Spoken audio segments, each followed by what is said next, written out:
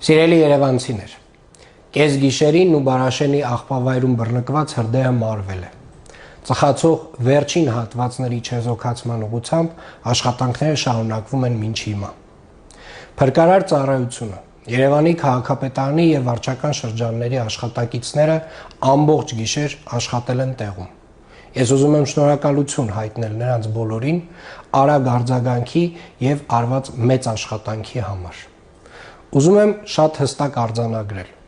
այս դեպքը պատահական չէր, այլ դիտավորություն։ Արդեն խոսել եմ ազգային անվտանգության ծառայության տնօրենի եւ ներքին գործերի նախարարի հետ։ Հրդեհի հետ որևէ կապ ունեցած անձ կենթարկվի պատասխանատվության օրենքի ամբողջ խստությամբ։ Եվ ես երաշխավորում եմ, այս դեպքը չի կարող մնալ անպատասխան։ Միաժամանակ խստացվել է աղբավայրի տարածք մուտքի եւ ելքի ռեժիմները։ Սիրելի երևանցիներ,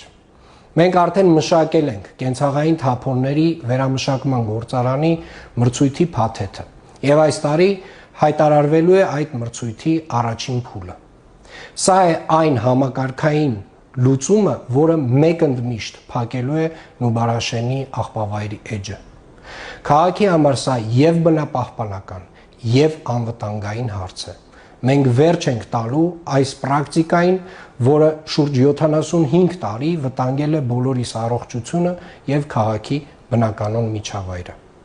Երևանը ունենալու է մաքուր, անվտանգ եւ վերահսկվող թափոնների կառավարում։ Շնորհակալ եմ։